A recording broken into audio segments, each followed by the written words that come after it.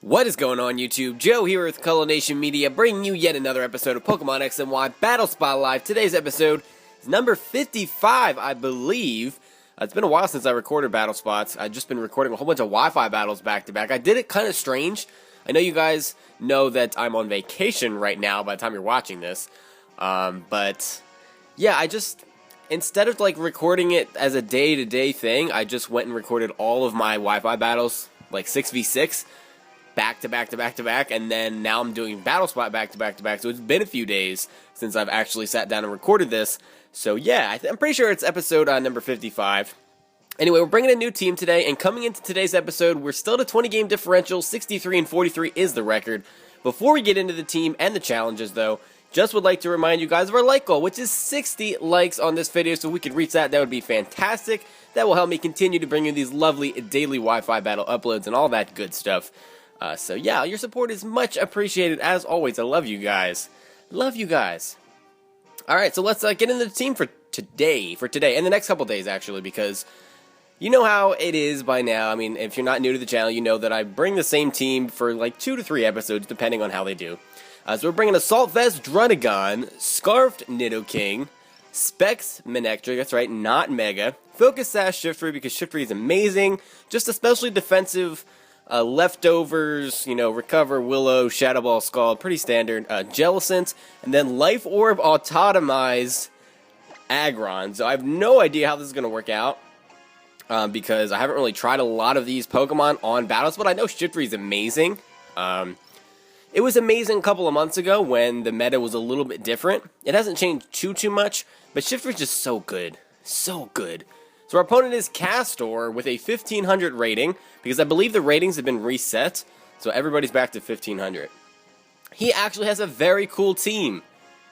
Very cool. I mean, even with the Blaziken there, that's still fine. He's got the mono fighting going on. That is just a pretty cool team, to be honest. He's got the Medicham, Breloom, Heracross, Blaziken, Scrafty, and Hawlucha. Hawlucha is definitely something to watch out for. The Power Herb, Sky Attack, Unburdened stuff.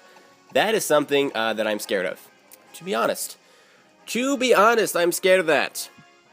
So what we're going to do is we're going to lead off with the Manectric, because he has nothing that is going to be immune to it, and the only resist that he has to Volt Switch, or just electricity in general, is going to be that Breloom. So I don't know if he wants to bring that. He might. I'm going to say that Shiftry is a bad idea, just because Mach Punch is a thing. I guess the Breloom is the only one that really gets it. But still, bringing a Pokemon that's going to be weak to fighting is kind of out of the question. Same thing goes for Aggron. And even... So Jellicent definitely is something that I want to bring here. And I kind of think I just want to bring the Nidoking, because the Druddigon is Assault Vest.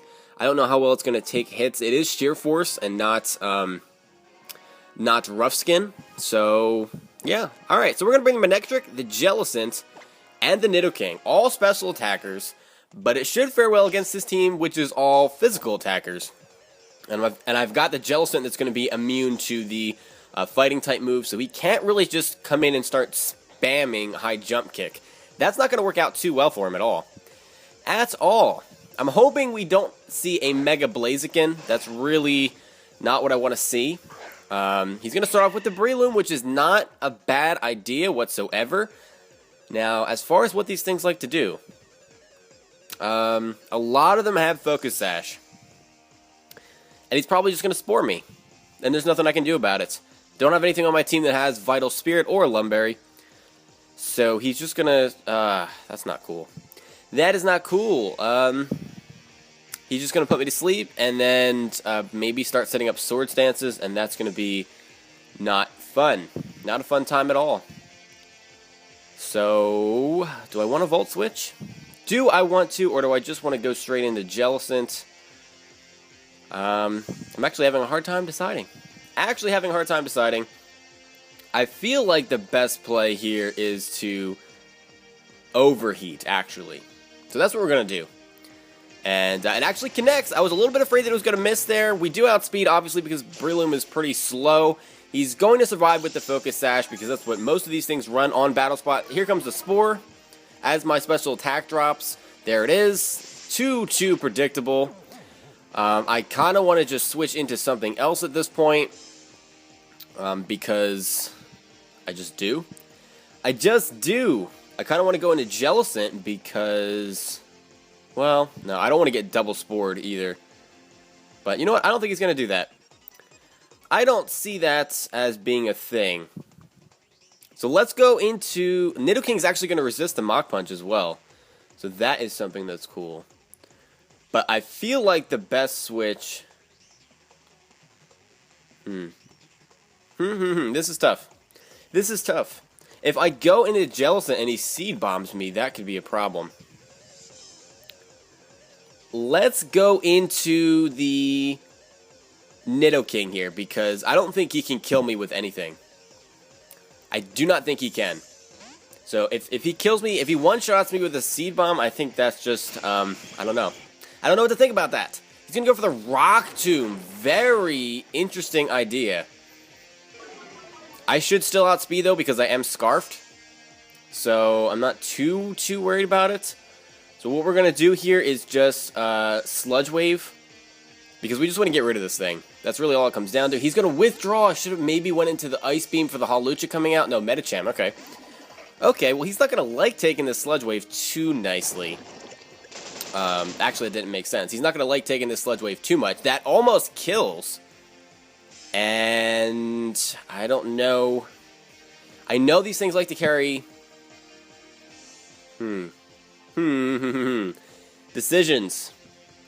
I want to go into my Jellicent here, predicting an Ice Punch. I don't think he's going to go for the... what do you call it? I don't even know what I'm talking about. I'm just losing my train of thought. I hope he goes for High Jump Kick, but I really think the Ice Punch is coming. And then I can just start burning stuff. There's no reason for me not to at that point. He's going to Fake Out. Fake Out Medicham? Really? Is that what we're doing right now? So, he's definitely going to Thunder Punch now, and at this point, I wish that I didn't give my Manectric the wrong ability. So I'm looking here, I'm pretty sure it's Static. I think it is. Yeah, it is Static. Why did I do that? If I had Lightning Rod, because the Thunder Punch is very obvious here. If I could just switch into Manectric, I'd be in much better shape. That's kind of silly. That is kind of silly, but I can switch back into the Nidoking, which will be immune to the Thunder Punch. So I won't get a Lightning Rod boost, but I'll get that going for me. So that's what I'm going to do. I don't know if that is very predictable or not, but he's going to withdraw the Medicham. Interesting. He's going to go out into the Hawlucha. I wish I Willowed.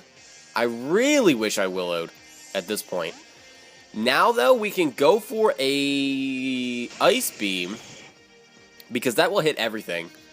Definitely will hit everything. My other coverage move is Flamethrower, not the T-Bolt.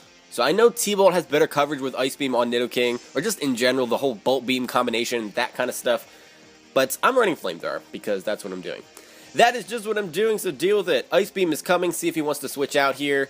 He's not expecting the Scarf, so that is going to be a dead Hawlucha, because he cannot carry the Focus Sash. You can't carry two of the same items. That is a huge threat out of the way. Both of his other Pokemon are weakened as well. And if need be, I can sacrifice my Manectric at this point, or any point, really. Don't think he can just kill me with a Bullet Punch. So we're just going to stick with the Ice Beam. That's what we're going for. Nope, he doesn't even have the Bullet Punch, or he's not going for it here, so that is a dead Medicham. Scarf Nidoking is just cleaning up this guy right now. In comes the Breloom, or it will in a second, and this is looking like it might be a victory for us, because Mach Punch, unless it gets a crit, I don't think it's going to kill. So Nidoking getting the semi-sweep here. Everyone else kind of did a bunch of work on their own, but he is going to go for the Mach Punch, and that's... doesn't do a whole lot of damage. It's not a crit, so even if it was a crit, it would not have mattered from that, judging by that damage. Breloom's going to go down here. That's going to be a victory for us. That is going to be a... let's see. Where does that bring our record to? 64 and 43. So a 21-game differential. Yay. Yay. It's a great way to start off this episode. I'm happy with that. I'm happy with that indeed. So let's start our next battle here. And that team was actually pretty cool. I really had no problems with that whatsoever. And I know the Blaziken was there, but I really don't have any problem with Blaziken as a Pokemon. I just don't like seeing the Mega Blazikens when they were just everywhere. I don't have a problem with it. I mean, I don't know necessarily if it should be banned, as far as Smogon goes. Try not to get into all that stuff, but just having Blaziken on your team, I really don't think it's that big of a deal. Really don't. And speaking of things that I don't want to see, this is pretty much the poster child for that. Rotom Wash, Talonflame, Mega Kangaskhan, Gengar, Azumarill, and Diggersby. So he's got threats everywhere. Pretty much everything on this team, except for maybe the Rotom Wash, can just kill everything on my team. So that is a bit unfortunate, to say the least. To say the least, that is unfortunate. That Azumarill could be a huge problem with the Aqua Jet. I might have to just rely on Shiftry's Focus Sash, at least to get one kill here. This is going to be interesting. He does have mostly physical attackers, so again, I don't know if the Druddigon's going to be the best idea here. Not positive on that, but I think what I want to do, I'm thinking, see, the Jellicent would be really good for both the Azumarill and for the Kangaskhan. I don't have Water Absorb on the Jellicent either, so I guess I've just brought like the wrong abilities today. I don't know. I don't even know right now. Let's see, does Aggron take on this team? It does take on the Talonflame. I pretty much have to bring it for the Talonflame, don't I? Don't I? Because it resists the Brave Bird. And Manectric does, but I think it probably will just still die to it, to be honest. So let's bring the Manectric. Let's bring the Aggron. And let's bring... what else would work in this situation? Shiftry or Jellicent? The Jellicent does just a fantastic job of being annoying to that the Kangaskhan, but Shiftry has the Focus Sash and the Sucker Punch. I'm going to bring the Jellicent. I don't know if I'm going to regret that because Shiftry is so good on Battle Spot, just so incredibly good, it's just not even funny. Not even funny. And the one reason that I like Shiftry so much is because it gets knockoff too. It's pretty much like... And that's like Cacturne, except with the knockoff. For some reason, Cacturne doesn't get knockoff. Can you believe that? Can you believe that? Why doesn't Cacturne get knockoff? I don't know. I do want to breed one, though. I just don't have a Cacnea, I don't think. I'd have to get one from a trade to breed that. And actually, I don't know if it gets all the moves that I want it to get in 6th Gen. I might have to breed one in Black and White, too. I don't know. He's starting off with the Diggersby. So I don't know if this thing's going to be Scarfed or Banded or Life Orb. But it pretty much destroys all the Pokemon that I brought. Because even Jellicent doesn't really want to take Earthquakes from it. So I could just go for an Overheat here to do a lot of damage. Could potentially do that. Yeah, Earthquake just destroys my whole team. Let's go for the Overheat. Hope that he is Banded and not Scarfed. He's Scarfed, but he's going to go for the U-turn, predicting me to switch out. Okay, that still does so much damage. Oh my goodness. Oh my goodness, huge power Diggersby is crazy strong. See what he goes into. He's going to go into the Azumarill, predicting the Fire-type move, not bad at all, and now I'm locked into that, so that is big poop. That is really just big poop. That Specs damage, by the way, does absolutely nothing to this thing. So, I'm predicting that he's going to... If he goes for a Play Rough on the Switch, I'm in trouble. I'm in big trouble. I feel like Waterfall might be coming, or Aqua Jet might be coming, because it's not, I don't know, it's not a clear-cut thing that I'm choiced. But he seems like he knows what he's doing, so you know what, we pretty much have to go into the Jellicent here. I really don't see any other option. Going into the Aggron is just not a good play, because it just isn't. Just isn't. Because Aqua Jet will just destroy my life after I come in, even though I have really good defense.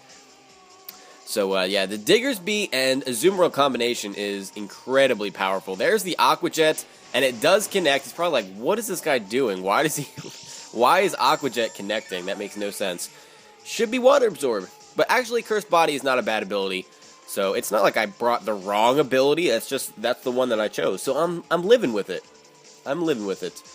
We're definitely going to want a Willow here, because a lot of his team is physical. So, something's going to get hit with a Will-O-Wisp, and if I can connect, then I can recover off the damage. He gets the residual, that kind of stuff. Thankfully, Will-O-Wisp did not miss, because I actually was very worried about that, to be perfectly honest. He's going to Play Rough here. That's still going to do a lot of damage. Actually, it's not going to do a lot of damage, and Cursed Body is going to disable it. I don't know what kind of set this thing is running, because he's been changing moves here. He went for the Aqua Jet and the Play Rough. That is interesting. Maybe he's a Belly Drum Citrus Berry set. That's the only thing I can think of. That is really the only thing I can think of right now. So I don't know. Do I want to go for the Double Willow? Do I want to do that? I kind of do. Because what's the worst that happens? I just take a little bit more damage and I can recover it off the next turn. He could Citrus, or not Citrus, he could Belly Drum here. And that would be a problem if I Double Willow. Let's go for a safe Shadow Ball. Feel like that is a safe move at this point. He's going to withdraw. Don't go into the Diggersby. I should have Double Willowed. I guarantee you. Oh no, the Gengar comes in. Oh no, that's not going to like this at all. That just straight up dies to the Shadow Ball due to a crit. I don't know if that mattered or not because Gengar is very, very frail. But Jellicent getting a one-hit KO, how many times can you say that you've seen that happen? From full health. Now he's in a bit of a predicament. He might go out into the Diggersby here. Yep. We know that he's Choice Scarfed. I don't know if he can kill me in one hit with what moves he has. He could just go for an Earthquake here because it does, wreck shop on my team. It really, really does. Kills my Manectric, kills my Aggron. Do I want to stay in and Scald? I feel like the Earthquake is just painfully obvious here. Does he have any reason to not go for Earthquake? I don't think he does. I do not think he does. So I basically would have to try to survive one, and I don't know if I can from that health. U-Turn did so much damage to Manectric. And it's not even a stab move. I guess we're just gonna Scald? Yeah, I guess we're just gonna Scald. We're gonna Scald and see what happens. There's the EQ. That's going to hurt quite badly. Quite badly. And we survive with 6 and disable the Earthquake. Oh, Cursed Body is paying off so much right now.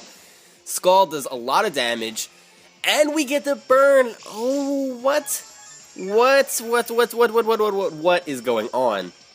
Somebody tell me. Somebody please explain to me what is happening right now. Why are there hacks that are going in my favor? I just don't understand. Don't understand at all. I guess we can recover. I mean, he's going to kill me off this turn. Oh no, he has to switch. He's going to forfeit. Yeah, because if he stayed in, I guess he would have just struggled because he was locked into that. So he forfeits. I don't even really blame him for that. That was kind of just nonsense, to be honest. It was kind of it was a bullcrap match from the beginning.